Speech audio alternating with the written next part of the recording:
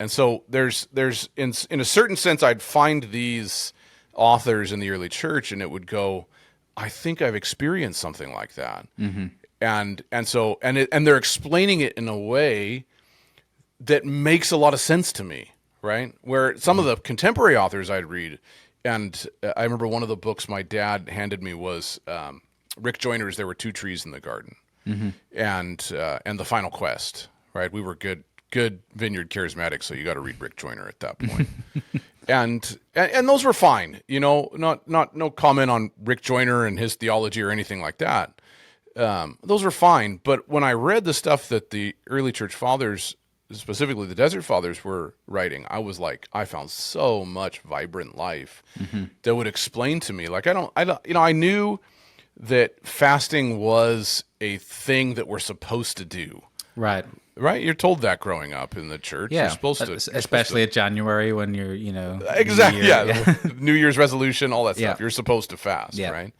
But I don't think anybody ever taught me what the effect of fasting would be or why you were supposed to fast. There was just some generic answers like, oh, you'll hear God better.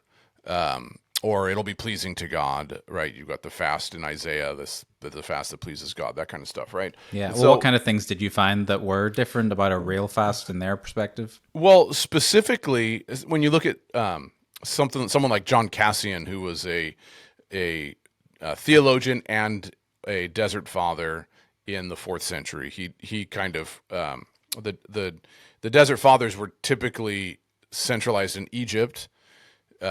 So I get to Cassian in a second and the fasting in a second, just to explain this, that they were typically centralized in Egypt.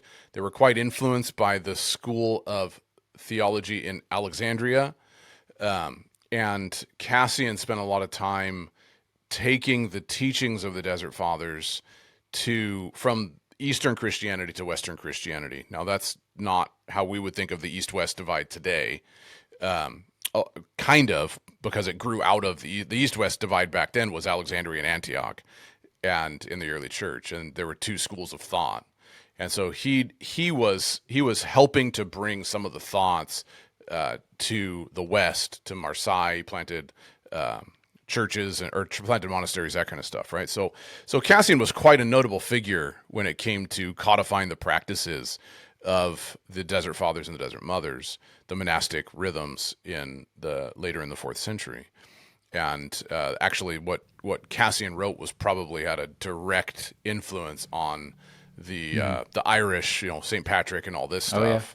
Is this the Cassian? I remember R.C. Sproul talking about how the kind of difference between Augustinian thought and, I guess, is Cassian the one who tried to kind of reconcile this idea of almost like a more of a synergistic way of looking at things versus like a more monergistic style of Augustine, where I'm sure he's referencing Cassian then at that point. Because I remember it stood out to me because it seemed very close to what I believe, whereas I kind of always thought that I would consider myself Calvinist in soteriology, so I always wondered how that was reconciled with free will, and I remember kind of looking into it, and R.C. Sproul, I think, was referencing Cassian as someone who said that basically God looked at the expanse of time and sort of saw who would be cooperative and they were the elect or something along those lines. But I was wondering if it was the same Cassian. It could be. Cassian, his two notable works were called The Institutes and The Conferences. And the conferences are a series of conversations he has with figures in Egypt, Desert Fathers in Egypt, and he's recounting in his writings the conversations he had, and they go from anywhere from theological points to the practice of a spiritual gift in a community, and so there's some really good stuff. And then the institutes are this is where you're going to get early forms of the 7 deadly sins. In the Institute, there's the 8 faults, and he goes through every single one of them, right? I have a translation of Cassian's Institutes, and for some reason, the translator, when you get to the 7 or the 8, one of the faults of lust, it says there's a disclaimer at the beginning of the chapter. This is a funny side note. Is we decided to exclude this chapter due to, it's about lust. So Yeah, I can't talk about for that. modesty's sake. For modesty's sake. I was like, what? Anyway, so some of the stuff Cassian taught when it came to fasting is that fasting exposed your desire. It helped to clarify your thoughts. What do you crave? So when you're fasting, the first thing that happens, like you can go from not fasting to fasting and immediately you want something. And so he's talking through issues of why do you fast? Well, it's not just fasting to hear the voice of God better, be more pleasing to God, whatever, but it's because you're actually forming the inner life of the individual by helping them see the things they crave, the things they turn to for comfort, and the kind of things that they think about.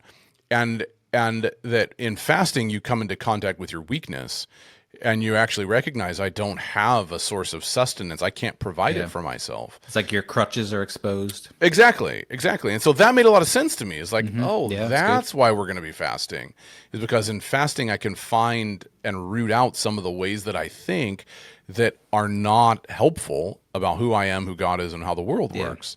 And so that made sense, right? So I'm going, okay, well, maybe I'll fast more often. That would probably be helpful.